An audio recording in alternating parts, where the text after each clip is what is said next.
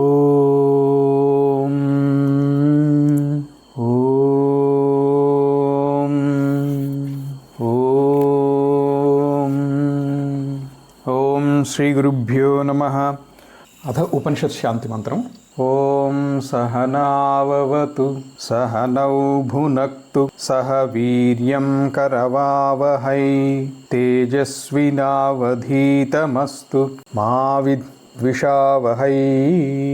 ఓం శాంతి శాంతి శాంతి. కఠోపనిషత్ కఠశాఖకి సంబంధించినటువంటి ఈ ఉపనిషత్తులో ద్వితీయాధ్యాయంలో తృతీయావల్లి మనం ఆరంభించాము. ఇందులో అశ్వత్థ వృక్ష వర్ణన గురించి భగవత్పాదుల వారి యొక్క వివరణ, వారి భాష్యం అంతా కూడా విన్నాం. రెండోది, ఇది తెలుసుకుంటే అమరత్వము లభిస్తుంది, అమరణ ధర్మము. ఇది రెండో మంత్రంలో చెప్పుకోవటం జరిగింది. యదిదం కించ జగత్ సర్వం ప్రాణ ఏజతి నిశ్రుతం మహద్భయం వజ్రముద్యతం య ఏతద్విదుర మృతాస్తే భవంతి. అది ఎటువంటిది అని అంటే, ఎత్తిన వజ్రహస్తుడైనటువంటి యజమాని వలె. వజ్రాయుధాన్ని చేతిలో ధరించి చెయ్యి ఎత్తి నిలబడినటువంటి, అంటే ఆ వజ్రాయుధాన్ని ఎక్కుపెట్టినటువంటి యజమానిని చూసిన భృత్యుడు భయపడుతూ ఎలా అయితే తన కార్యాన్ని నిర్వర్తిస్తారో ఆ విధంగా అందరూ కార్యాన్ని నిర్వర్తిస్తారు. ఈ పరమాత్మ యొక్క శాసనము ఇదే లలితా సహస్రనామంలో సర్వానుల్లంఘ్య శాసన అని కూడా మనకు వస్తుంది. సో అటువంటి శాసనం అన్నమాట పరమాత్మది. అదే చెప్తూ మూడో మంత్రంలో ఓం భయాదస్యాగ్నిస్తపతి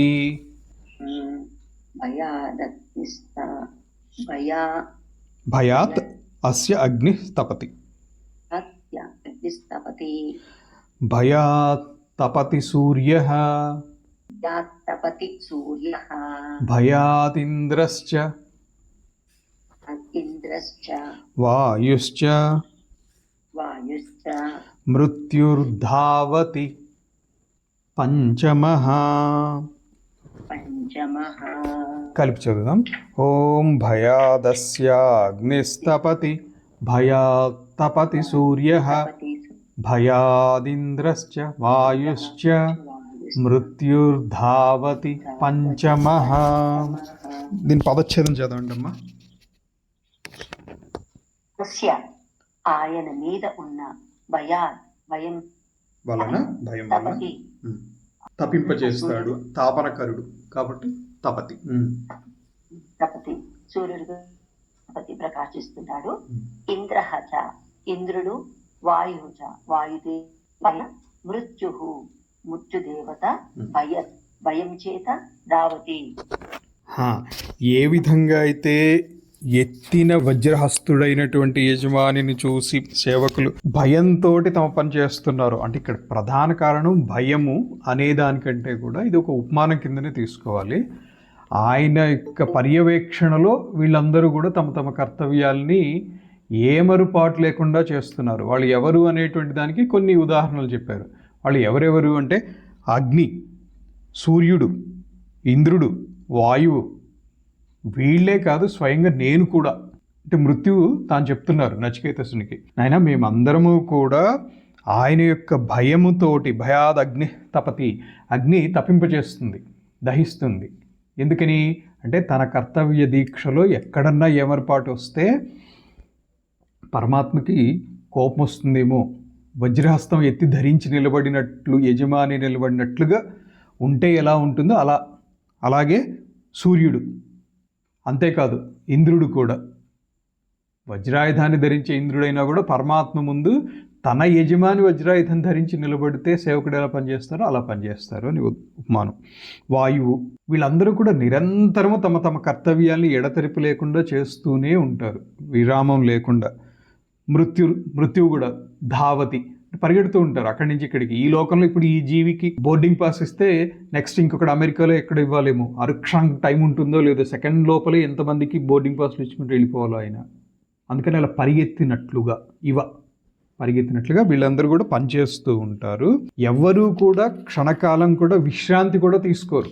తమ కర్తవ్య దీక్షలో ఎక్కడా ఇసుమంత ఏమరపాటు లేకుండా పరమాత్మ యందు గౌరవంతో, పరమాత్మ యందు భక్తితోటి, భయంతో చేస్తూ ఉంటాము అనేటువంటిది 3వ మంత్రంలో చెప్పుకున్నాము. దీనికి కించిత్ శాంకర భాష్యం. భయాత్ భీత్య పరమేశ్వరస్య అగ్ని తపతి, భయాత్ తపతి సూర్య, భయాత్ ఇంద్రశ్చ వాయుశ్చ మృత్యు ధావతి పంచమ. ఇంతకుముందు చెప్పుకున్న సంక్షిప్తార్థమే ఇది. భీతితోటి, పరమేశ్వరుని యందు భీతితోటి, అంటే పరమాత్మ యందు భీతితోటి ఈ అగ్ని కానివ్వండి, సూర్యుడు కానివ్వండి, వాయువు కానివ్వండి, ఇంద్రుడు కానివ్వండి, సాక్షాత్ నేను కూడా మేము మా కర్తవ్యాన్ని నిర్వర్తిస్తున్నాము. నహి ఈశ్వరాణం లోకపాలానాం సమర్థానాం సతాం నియంతా చేత్ వజ్రోద్యతకరవత్ న స్యాత్ స్వామి భయభీతానాం ఇవ భృత్యానాం నియత ప్రవృత్తి రూప ప్రవృత్తి ఉపపద్యతే. ఒక నియమితమైనటువంటి ప్రవృత్తి అంటే వీళ్ళకి డ్యూటీలు అసైన్ చేయబడ్డాయి. ఈ పని నీది, ఈ కర్తవ్యం నీది. తమ తమ కర్తవ్యాల్ని, నిర్ణయింపబడినటువంటి కర్తవ్యాల్ని ఏమరపాటు లేకుండా మేమందరము కూడా చేస్తుంటాం నాయన. ఆ పరమాత్మ యందలి భయంతో ఏ విధంగా అయితే భయపడిన సేవకుడు యజమాని వజ్రాయుధాన్ని ధరించి నిలబడి ఉంటే చేస్తుంటాడో ఆ విధముగా. తచ్చ ఈ ఈశ్వర జ్ఞానము లభించిందా అంటే ఈ పరమాత్మ జ్ఞానం లభించిందా పునర్జన్మ ఉండదు. అది లభించకపోతే పునర్జన్మ ఉంటుంది. దీన్నే 4వ మంత్రంలో ఈ మాట ఉపనిషత్తు మొత్తంలో ఎన్నోసార్లు చెప్పారు. ఎన్నిసార్లు చెప్పటం ఎందుకండి, ఒకసారి చెప్పి ఊరుకుంటే సరిపోదా? ఎన్ని జన్మల్లో విన్నా కూడా మనం ఇంకా అక్కడే ఉన్నాం. ఇదే మాటలు, ఇవే ఉపనిషత్తులు లేదా ఈ వేదాంతము లేకపోతే ఎన్నిసార్లు అనుభూతిలోకి రాలేదు. పుడుతున్నాము, పోతున్నాము, కష్టాలు వస్తున్నాయి, సుఖాలు వస్తున్నాయి, అవి ఏవి శాశ్వతం కాదు అనేటువంటి అనుభూతి కలుగుతోంది. వీటన్నిటిని మించి వీటిని నడిపించేటువంటి శక్తి ఒకటి ఉంది అని తెలుస్తోంది.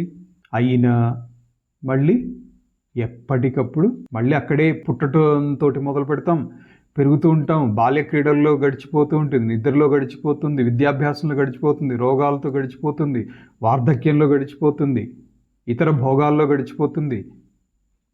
జీవితం మొత్తంలో ఎంత కాలాన్ని మనం సద్వినియోగం చేసుకోగలుగుతున్నాం? పరమాత్మ యందలి ఆసక్తితోటి గడిపినటువంటి కాలం ఏదైతే ఉందో అదే మనం జీవించినటువంటి కాలం. దీనికి మలయాళ స్వాముల వారు కూడా ఒక మాట చెప్తారు. మేము ఇన్ని లక్షలు జపం చేసామండి, మాకేం సిద్ధించలేదు అని అంటారు.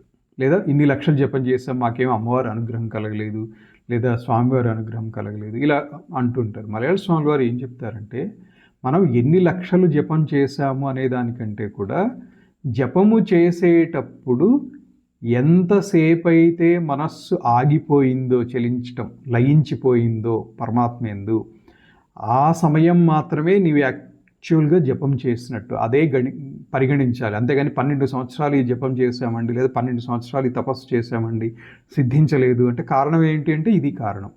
12 సంవత్సరాలు మనం క్యాలెండర్లు పెట్టుకొని 12 సంవత్సరాలు అయిపోయింది అమ్మయ్య అనుకుంటే ఇదేమీ రిజల్ట్ ఇచ్చేసేయరు. లయించినటువంటి అంటే మనస్సు అలా నిశ్చల స్థితికి ఏదైతే వస్తుందో అప్పుడు ఆత్మజ్ఞానానికి కౌంట్ అవుతుంది. అది ఇది 4వ మంత్రంలో చదువుదాం. ఓం ఇహ చేత్ అశకత్, ఓం ఇహ చేత్ అశకత్ బోద్ధుం బోద్ధుం ప్రాక్ శరీరస్య విస్రసః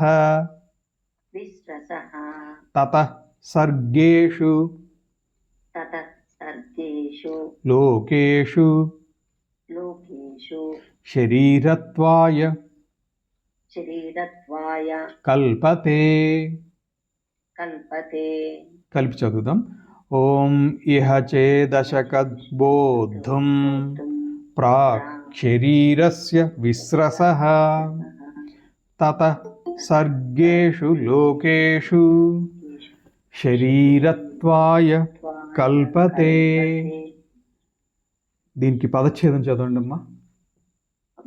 ఇహ ఇక్కడ శరీరస్య శరీరం యొక్క విస్రసః పతనానికి ప్రాక్ ముందే బోద్ధుం తెలుసుకోవడానికి అశకత్ చేత్ వీలైతే తతః లేకపోతే స్వర్గేషు లోకేషు జీవరాశులు ఉన్న లోకాలలో శరీరత్వాయ శరీరం పొంద కల్పతే ఏర్పడుతుంది. శరీరం పొంద ఏర్పడుతుంది. అమ్మ. అశకత్ అంటే శక్నోతి అంటే సాధించినటువంటి వాడు, దానికి శక్యమైనటువంటి వాడు, తెలుసుకోవడానికి శక్యమైనటువంటి వాడు విముక్తి చెందుతాడు. శక్యం కానటువంటి వాడు మళ్ళీ మళ్ళీ అలాగే తిరుగుతూ ఉంటాడు. ఇంతకు ముందే చెప్పుకున్నట్లుగా మనకు 100 సంవత్సరాల ఆయుష్ ఉంది అనుకుందాం. 100 సంవత్సరాల ఆయుష్లో రోజు 8 గంటలు నిద్రపోయాము అనుకుంటే 3వ వంతు అయిపోయింది. బాల్యము, వృద్ధాప్యము ఈ రెండు ఒక పావు వంతు తీసేయచ్చు. అంటే ఒక 1/3 రోగాలు, బాల్యము, వృద్ధాప్యము అవి ఏం చేయలేము. ఇప్పుడు బాల్యంలో ఏం చేయగలదు, దేనికి సమర్థత ఉండదు. అలాగే అధ్యయనం కోసము, భోగాల కోసము వీటికి కూడా కాలం గడిచిపోతుంది. చాలా తక్కువ సమయం మనని మనం తెలుసుకోవటానికి, పరమాత్మ కోసం మనం చేసేటువంటిది చేయగలగటానికి తక్కువ సమయం ఉంది. ఆ ఉన్న తక్కువ సమయంలో కూడా విస్మరణ, రేపు చేద్దాంలే పూజ, లేదా రేపు చదువుదాంలే, రేపు ధ్యానం చేద్దాంలే. మరి ఎప్పుడు మనం తెలుసుకోగలిగేది? తెలుసుకోలేకపోతే ఏమవుతుంది? పునరపి జననం, పునరపి మరణం, పునరపి జననీ జఠరే శయనం. ఇది జరుగుతుంది కూడా. ఎందుకంటే మనం అంత గట్టి ప్రయత్నం చేశాము అని చెప్పి మనం గుండె మీద చేయబెట్టుకుని చెప్పలేం. దైవానుగ్రహం ఉంటే ఇది జరుగుతుంది. సో ఇప్పటికైనా ప్రయత్నం చేసి తెలుసుకోలేదు అని అంటే ఇంకొక జన్మ మళ్ళీ సిద్ధం. ఆ జన్మ మళ్ళీ ఇలాగే నరజన్మే వస్తుంది, లేదా భారతదేశంలోనే పుడతాము, లేదా ఇటువంటి ఆత్మజ్ఞానానికి సంబంధించినటువంటి తెలుసుకునేటువంటి అవకాశం ఉన్నటువంటి కాలం ఉంటుంది. దేనికి గ్యారంటీ లేదు. అందుకని ఉన్న సమయాన్నే సద్వినియోగం చేసుకోవాలి. అది తెలుసుకున్నటువంటి వాళ్ళు ఈ జన్మలోనే, అంటే జీవించి ఉండగానే ఆత్మజ్ఞానాన్ని పొందినటువంటి వాళ్ళు మరుజన్మ లేకుండా ఇక్కడే ముక్తులైపోతారు. ప్రారంధవశాత్తు ఇంకా మిగిలినటువంటి కాలం ఏదైతే ఉందో వాళ్ళు జీవన్ముక్త స్థితిలో గడిపేస్తారు. దీనికి భాష్యము, ఇహ జీవన్ ఏవ చేత్ యది అశకత్ శక్నోతి శక్తః సన్ జానాతి ఏతత్ భయకారణం బ్రహ్మ బోద్ధుం అవగంతుం ప్రాక్ అంటే పూర్వం. దేనికి పూర్వం అంటే శరీరస్య విస్రసః, శరీరం వదిలేయకముందే, శరీరం పడిపోకముందే. అవస్రంసనాత్ పతనాత్ సంసార బంధనాత్ విముచ్యతే, సంసార బంధనాల నుంచి తెలుసుకున్నటువంటి వాడు విముచ్యతే, విడిపడతాడు.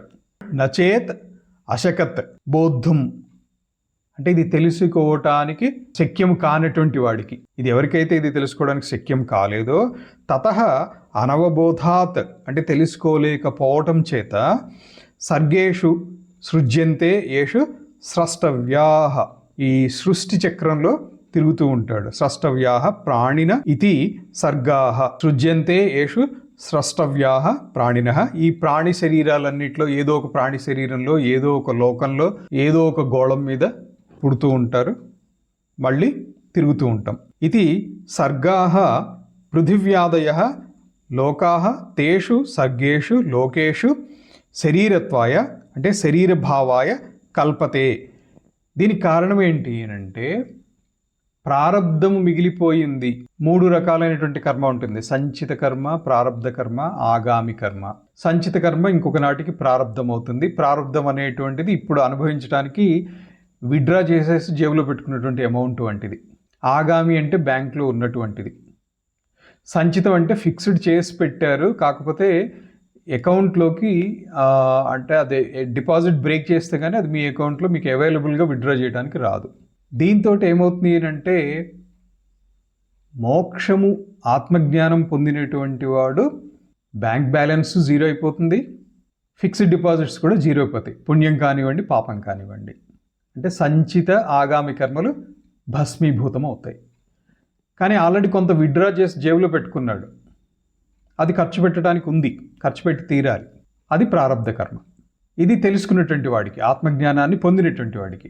పొందనటువంటి వాడికి విడ్రా చేసి జేబులో పెట్టుకున్నటువంటి అమౌంట్ ఉంది, అకౌంట్లో అవసరమైతే ఎప్పుడు అవసరమైతే అప్పుడు విడ్రా చేసుకోవడానికి ఆ అమౌంట్ అలాగే ఉంది, ఫిక్స్డ్ డిపాజిట్లో పెట్టినటువంటిది అది అలాగే ఉంది. దాంతో ఏమవుతుంది, ఈ జన్మలో అంటే ఇప్పుడు విడ్రా చేసేసినటువంటిది అయిపోయిన తర్వాత సంచితంలో నుంచి ప్రారంధంలోకి వస్తూ ఉంటుంది. అది ఇంకొక జన్మ రూపానికి పరిణమిస్తుంది. ఇప్పుడు ఖర్చు అయిపోలేదు అనుకోండి, ఇంకొక జన్మకి పరిణమిస్తుంది, దారి తీస్తుంది. అక్కడ ఎటువంటి జన్మ వస్తుంది, ఏం పరిస్థితులు ఉంటాయి ఎవ్వరికీ తెలియదు. ఆ చేసినటువంటి కర్మలకి యోగ్యమైనటువంటి జన్మే వస్తుంది. శరీర భావాయ కల్పతే సమర్థ భవతి శరీరం గృహ్ణాతి ఇది అర్థ. అటువంటి శరీరాన్ని, దానిని అనుభవించడానికి యోగ్యమైనటువంటి శరీరాన్ని ధరిస్తారు.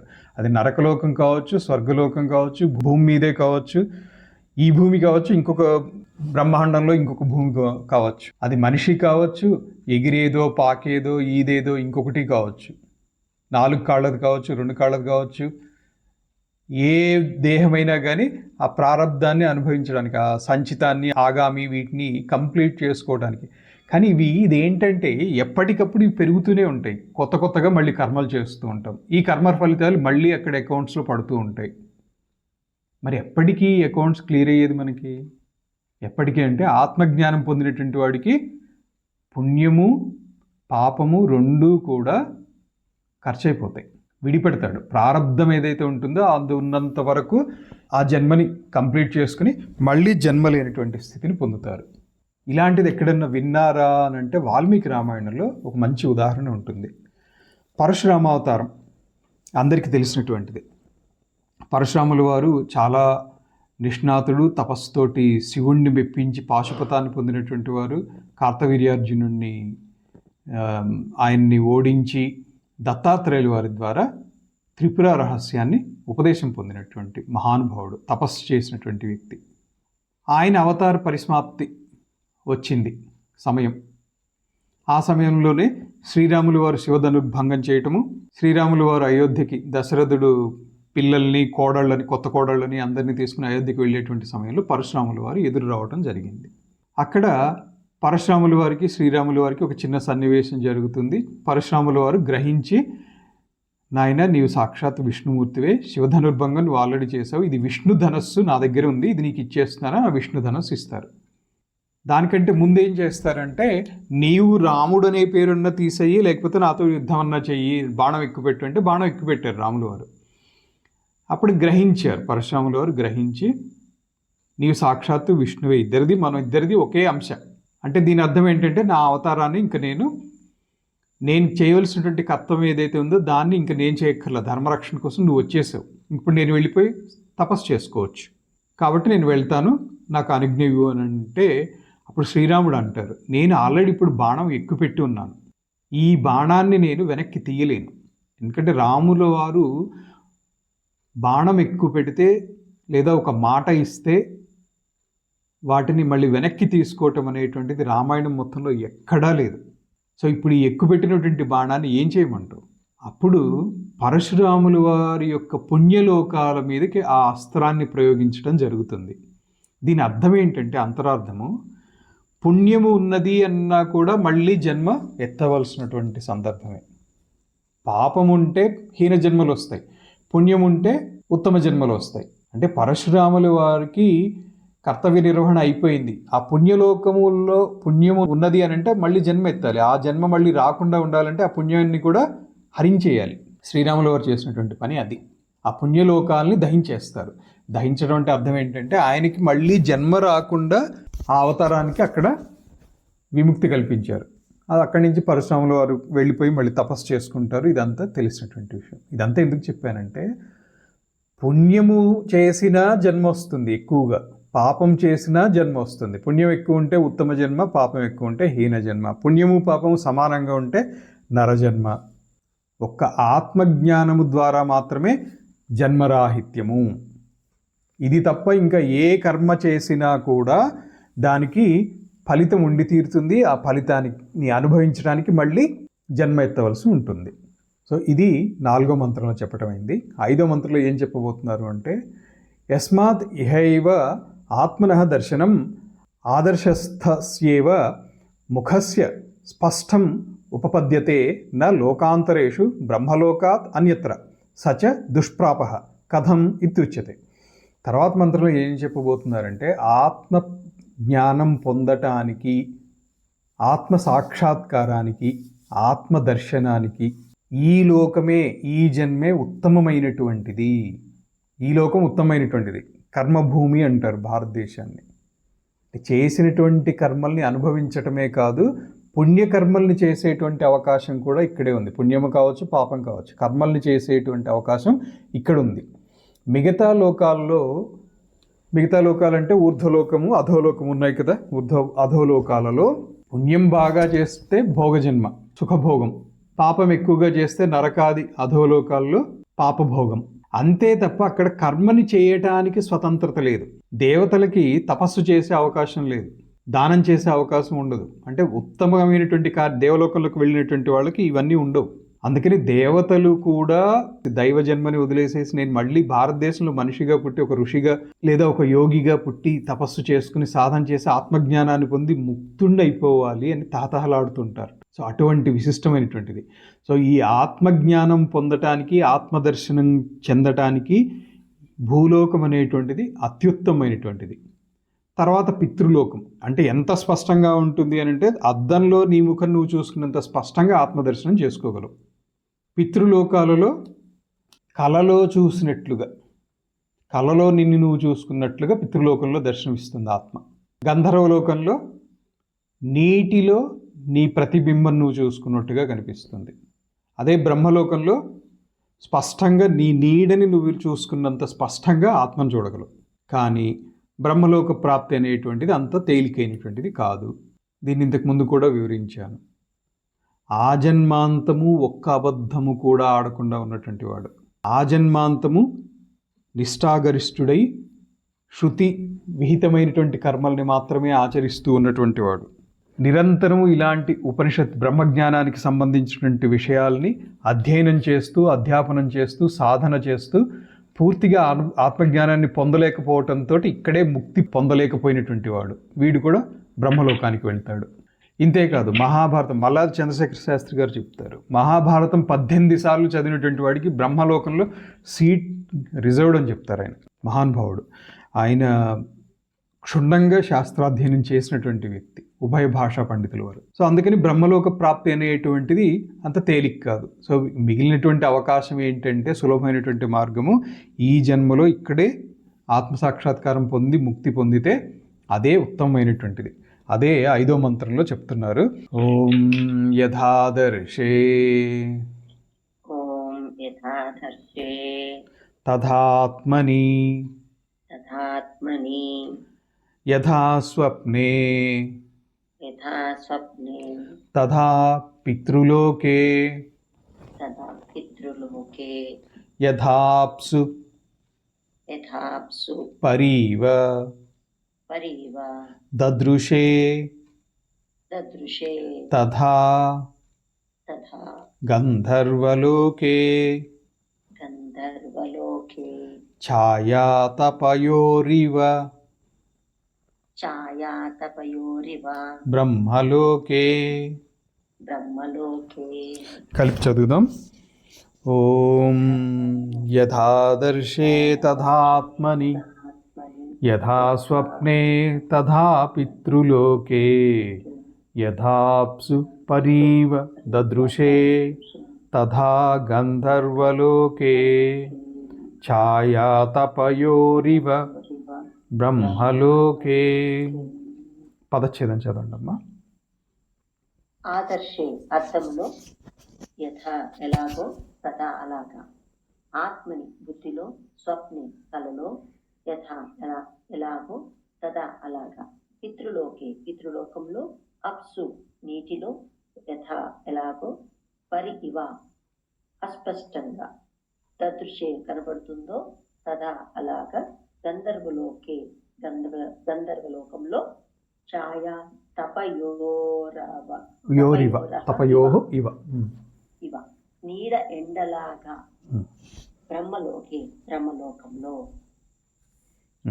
దీనికి సంక్షిప్తార్థం ఆల్రెడీ వివరించడం జరిగింది. శాంకర భాష్యంలోకి వెళ్దాం.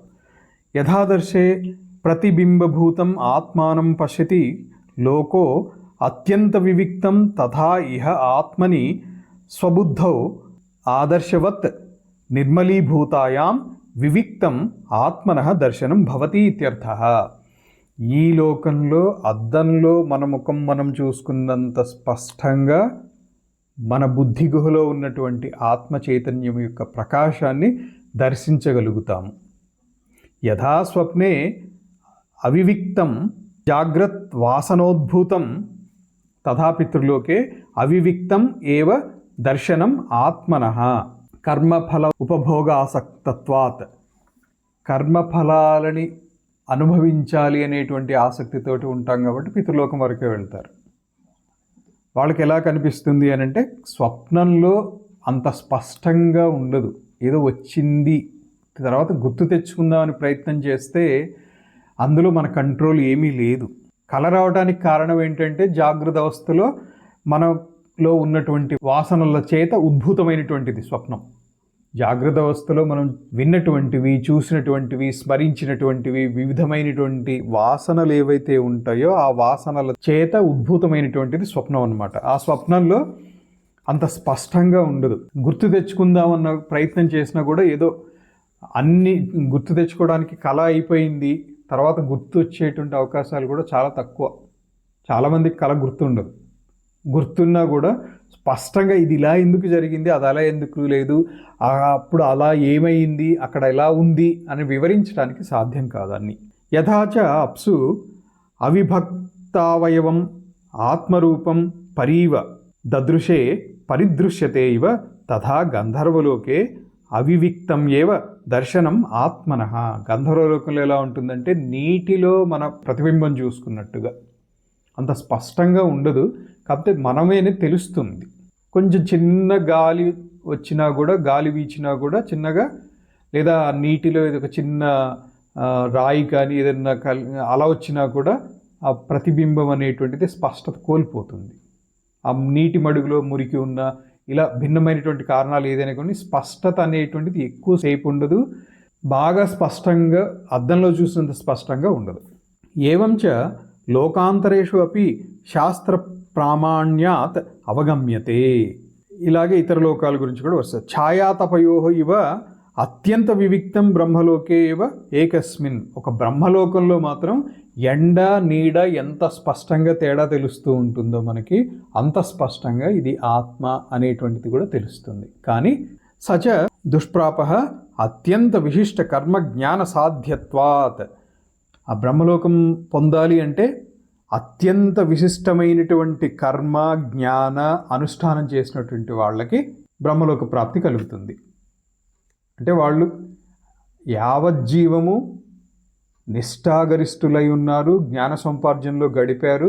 కానీ ఒక 1% ఏదో అక్కడ వాళ్ళ ఆయుకాలం తీరిపోయిందో, లేకపోతే ఏదో ఇంకొక అవాంతరం ఏదో వచ్చి ఈ దేహాన్ని వదిలేశారు. వాళ్ళని బ్రహ్మలోకానికి తీసుకువెళ్తారు. అక్కడ బ్రహ్మగారితో వాళ్ళకి రోజు ఇలా సత్సంగం అవుతుంది. అక్కడ కూడా ఇలాగే వాళ్ళకి వేదాంత శ్రవణం అంటే బ్రహ్మజ్ఞాన శ్రవణము ఉపదేశము బ్రహ్మగారితో జరుగుతూ ఉంటాయి వాళ్ళకి. కానీ అది అంత తేలిగ్గా బ్రహ్మలోకంలోకి వెళ్ళటం అనేది సాధ్యం కాదు.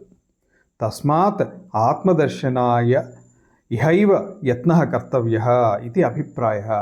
తస్మాత్ అందువలన ఈ లోకంలోనే ఇక్కడే మనం ఆత్మజ్ఞానాన్ని పొందడానికి ప్రయత్నించాలి. కథం అసౌ బోద్ధవ్యః కిం వా తదవబోధే ప్రయోజనం ఇది ఉచ్యతే. ఇది ఎలా తెలుసుకోవాలి, తెలుసుకుంటే ప్రయోజనం ఏంటి, ఇది 6వ మంత్రంలో చెప్తున్నారు.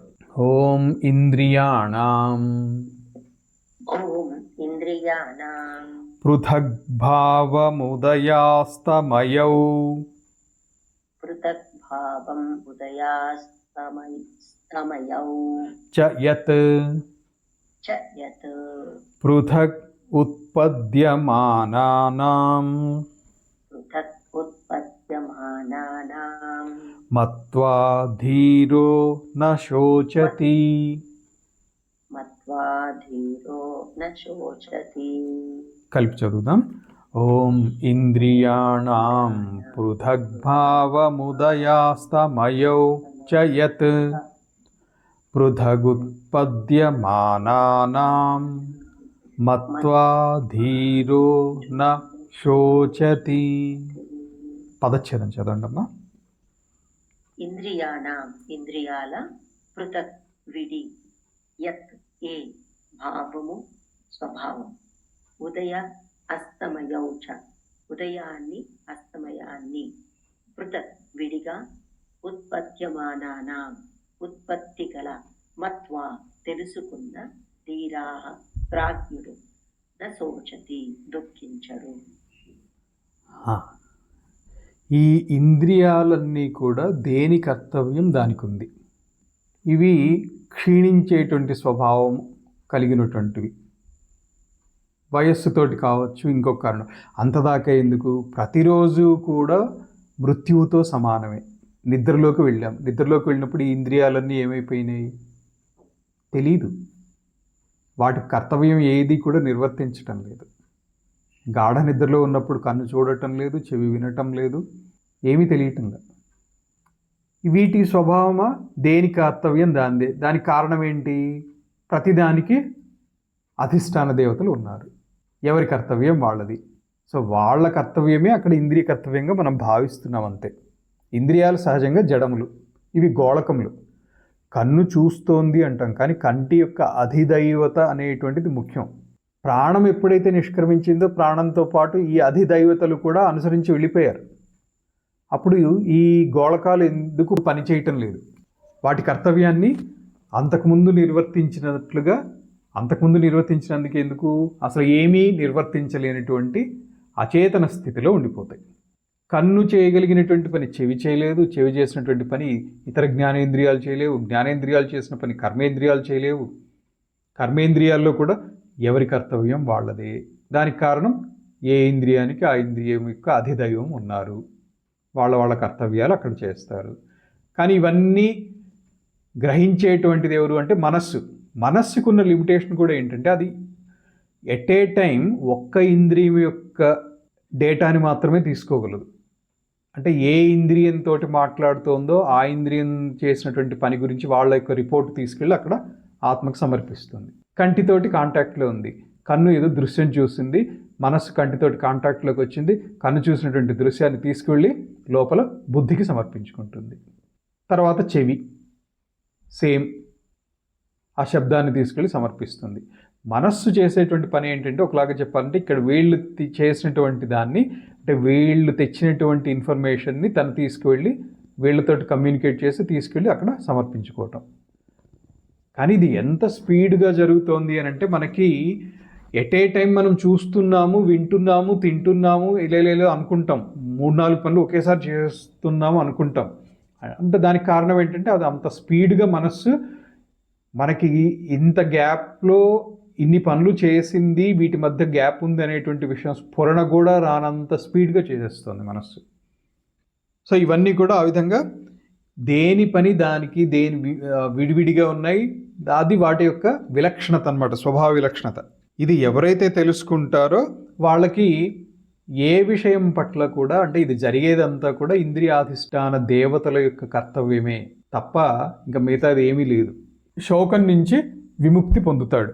ఇప్పుడు భగవత్పాదులు వారి భాష్యం దీనికి.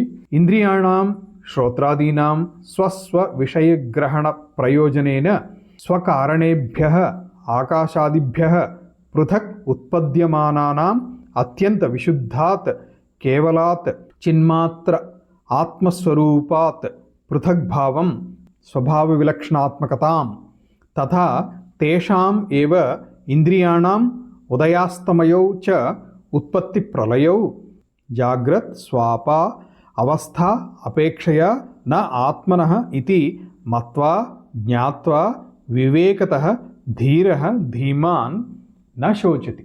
ధీరుడు వివేకవంతుడు అయినటువంటి వాడు దీన్ని గ్రహించి, ఇంద్రియాలు ఇంచుమించు ప్రతిరోజు ఉదయిస్తున్నాయి, లయించిపోతున్నాయి. ఉత్పత్తి ప్రళయం రోజు జరుగుతోంది. జాగ్రత్త స్వప్న అవస్థా ప్రతిపత్య, ఇది రోజు జరుగుతోంది, కొత్త ఏం లేదు. అది లాస్ట్ మూమెంట్లో కూడా అంతే జరుగుతుంది. ఇంద్రియాలు అంతకంటే ఇంకొకటి ఏం చెయ్యవు. అంటే ఇంద్రియాల యొక్క అధిష్టాన దైవత వెళ్ళిపోయి లోపల ప్రాణంలో లయించిపోతుంది.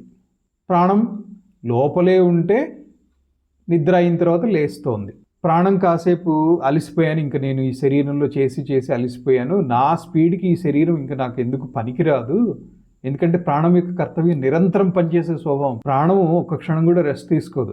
నేను చేసే పనికి ఈ పనిముట్టు పనికిరాదు. అంటే ఈ దేహం నాకు సూటబుల్ కాదు, నేను చేయగలిగే పనికి ఇది సరిపోవట్లేదు, నాకు ఇప్పుడు కొత్త దేహం కావాలి అనుకుంటుంది. వెంటనే దీన్ని వదిలేసి ఇంకో దేహానికి ప్రయాణం మొదలు పెడుతుంది. ఎప్పుడైతే ప్రాణం వెళ్తుందో ప్రాణంతో పాటు ఈ అధిదైవతలు అంత లైన్ కట్టుకుని వెళ్ళిపోతారు. మళ్ళీ ఇంకో కొత్త శరీరంలోకి ప్రాణం ప్రవేశిస్తుంది. అన్నీ యాజ్ ఇట్ ఈస్గా మళ్ళీ ఎవరికి నిర్ణయించబడినటువంటి కర్తవ్యం ఉంటుందో ఆ కర్తవ్య నిర్వహణ కోసం అక్కడికి వెళ్ళిపోతారు. వెళ్ళి అక్కడ మళ్ళీ మొదలు పెడతారు. ఇదే జరుగుతుంది. సో ఇది తెలుసుకున్నటువంటి వాడు ఇది మత్వా ఏం తెలుసుకుని అంటే జాగ్రత్త స్వపావస్థాపేక్షయ నా ఆత్మన ఇది. ఇవన్నీ కూడా ఈ ప్రాణములు ఇంద్రియములు వీటికి సంబంధించినటువంటి విషయమే, కానీ ఆత్మకి అంటే నాకు ఇవేవి సంబంధం లేదు. ఇవన్నీ వీటికి నాకు ఏ సంబంధం లేదు. ఇవి తమ తమ పనులు తమ చేసుకుంటున్నాయి, నిద్రపోతున్నాయి, లేస్తున్నాయి.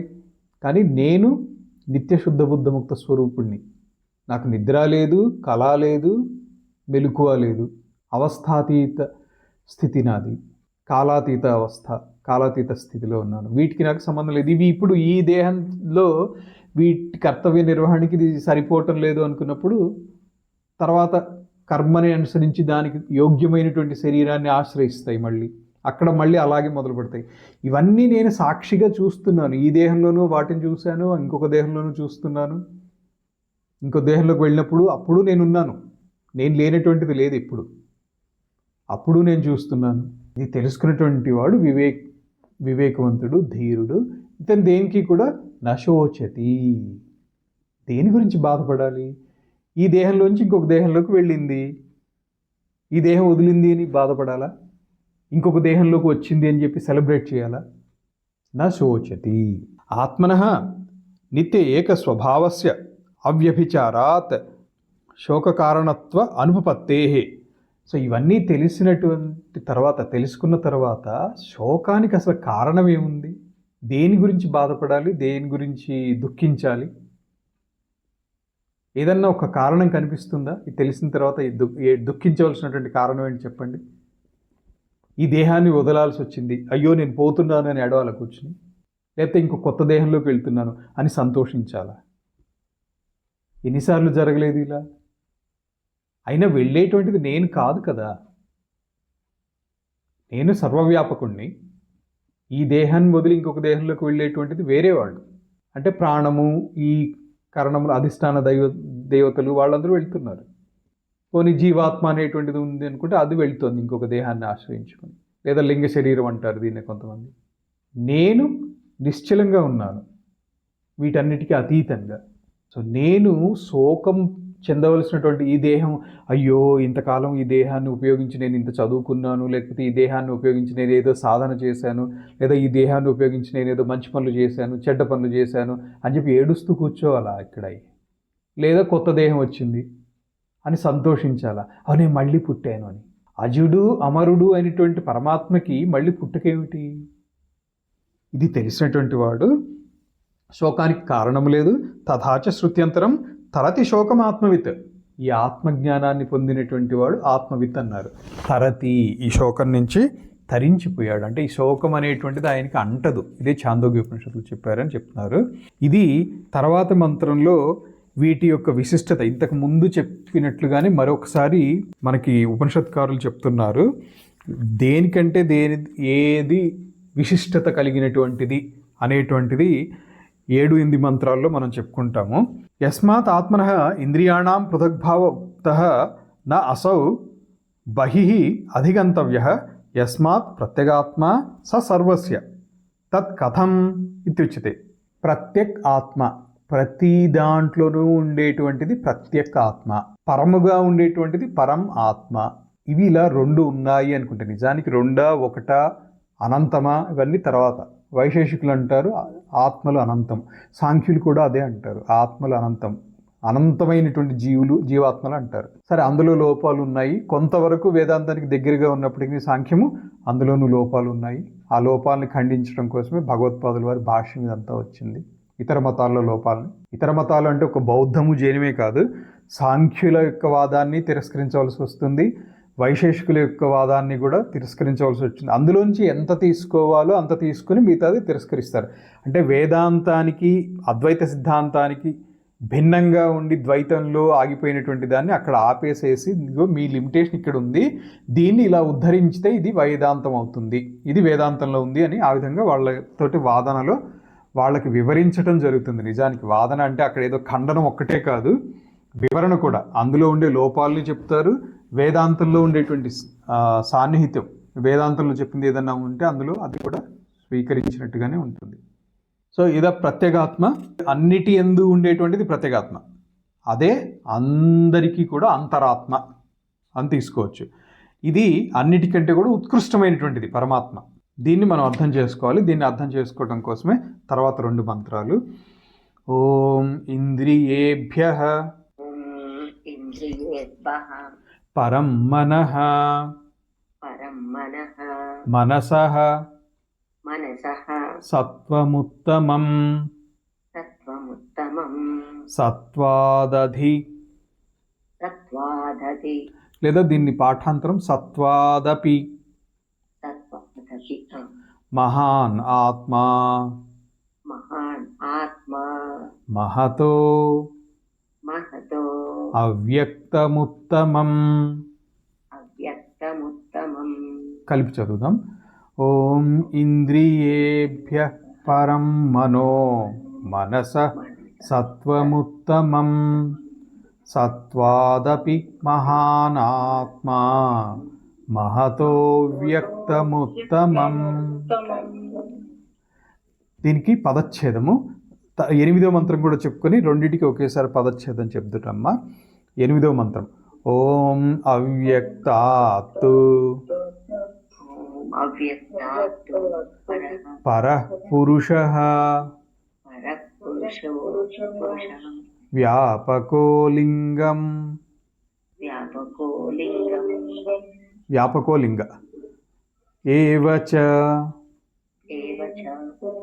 యం జ్ఞాత్వా ముచ్యతే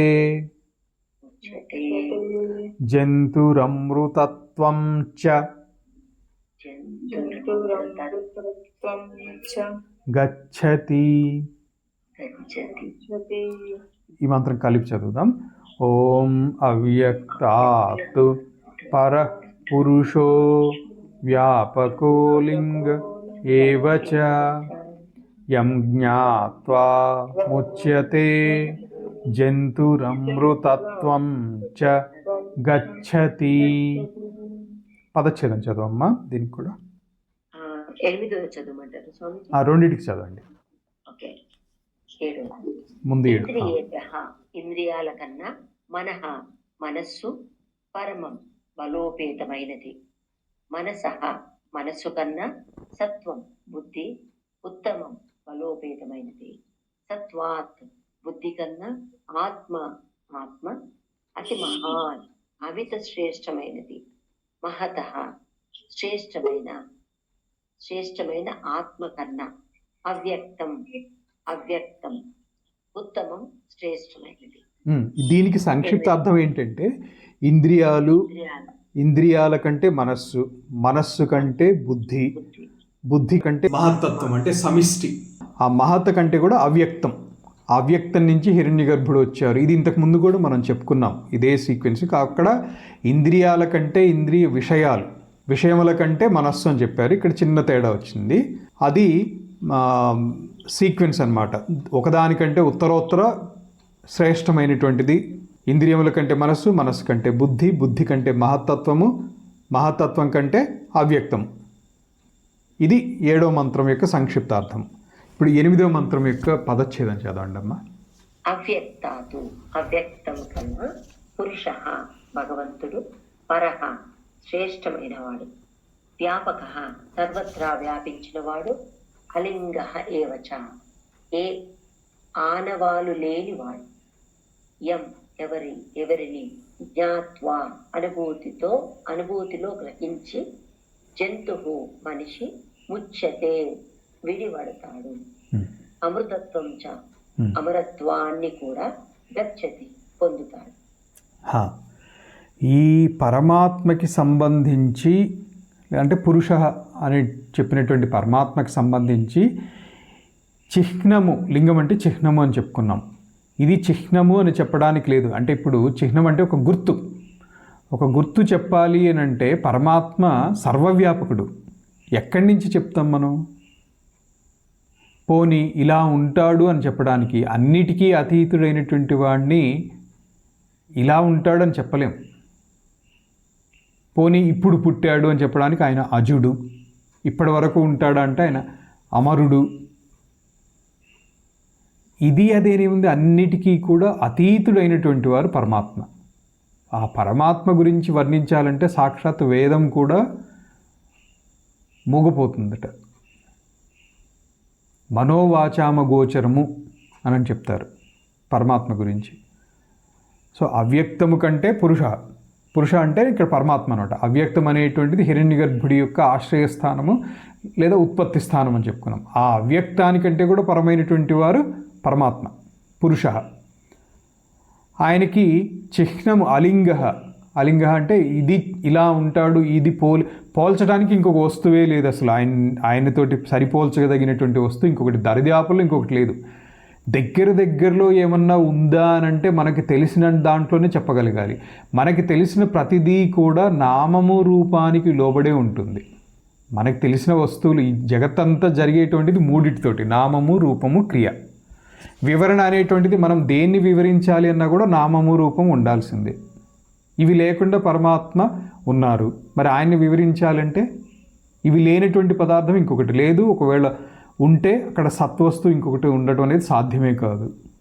పోనీ మనకు తెలిసిన దాంట్లో ఇంకేదైనా వివరించగలమంటే దగ్గరలో వివరించగలిగింది ఏదైనా ఉందంటే అది ఆకాశతత్వం ఒకటే. ఆకాశతత్వం ఎందుకని అంటామంటే ఆకాశతత్వం సూక్ష్మమైనటువంటిది, అంతటా వ్యాపించి ఉన్నటువంటిది, అన్నిటికీ అవకాశం ఇచ్చేటువంటిది ఆకాశం. మనం గదిలో కూర్చున్నాము అని అనుకుంటాం, కానీ గదిలో అక్కడ ఆకాశం ఉంది. ఆకాశం ఉంది అని అంటే ఇప్పుడు బయట నుంచి ఏదో ఒక వస్తువు తెచ్చాం, ఆ వస్తువుని పెట్టడానికి అవకాశం ఇచ్చేటువంటిది ఏదైతే ఉందో అదే ఆకాశం. మనం లోపలికి వచ్చాం, మనం లోపలికి రావడానికి అవకాశం ఎలా కలిగింది అంటే అక్కడ ఖాళీగా ఉందండి అంటాం. అక్కడ ఖాళీగా ఉండటం కాదు, అక్కడ ఆకాశం ఉంది కాబట్టి మనం అక్కడికి రాగలిగాం. మనం తిరిగేటువంటి గది లోపల నుంచి బయటికి, బయట నుంచి లోపలికి ఎక్కడ తిరిగినా కూడా మనం ఆకాశంలోనే తిరుగుతున్నాం. లోపల ఆకాశం వేరు, బయట ఆకాశం వేరు కాదు. ఘటాకాశము మహాకాశము వేరు కాదు. పోనీ మన లోపల ఉందా అంటే ఉంది, లేకపోతే నా లోపల అన్ని దృశ్యాలు ఎక్కడి నుంచి వస్తున్నాయి? అవన్నీ రావడానికి అవకాశం ఎలా వచ్చింది? హృదయాకాశం ఉంది. పోనీ ఆ హృదయాకాశము మఠాకాశము వేరే ఒకటే. పరమాత్మ ఈ ఆకాశం కంటే కూడా సూక్ష్మమైనటువంటి వారు. సో మనకి తెలిసిన దాంట్లో పోల్చగలిగినటువంటిది ఒక ఆకాశం సూక్ష్మత్వంతో, సూక్ష్మత్వాత్. కానీ పరమాత్మ ఇంకా అంతకంటే కూడా సూక్ష్మం, ఆకాశం కంటే కూడా సూక్ష్మం. అది పరమాత్మ యొక్క వివరణ. ఇది యం జ్ఞాత్వా, అది ఎవరైతే తెలుసుకుంటారో ముచ్యతే జంతువు, ఏ జంతువు అయితే తెలుసుకుంటుందో విడిపడుతుంది. జంతువు అంటే జన్మించి మరణించేటువంటి లక్షణం కలిగినటువంటి జంతువు విడిపడుతుంది. దేని నుంచి విడిపడుతుంది అని అంటే జనన మరణ చక్రం నుంచి విడిపడింది అని అంటే ఏం జరుగుతోంది? అమృతత్వంచ గచ్చతి, అమృతత్వం కూడా సిద్ధిస్తోంది. ఇది 8వ మంత్రం యొక్క సంక్షిప్త అర్థం. 7-8 మంత్రాలకి. వీటికి భాష్యము రేపు చూద్దాం. ఇప్పటికీ మనకి ఈరోజుకి సమయం అయిపోయింది కాబట్టి ఇక్కడ ఆపేద్దాం. ఓం సహనావతు సహనౌ భునక్తు సహ వీర్యం కరవావహై తేజస్వినావధీతమస్తు మా విద్విషావహై. ఓం శాంతి శాంతి శాంతి.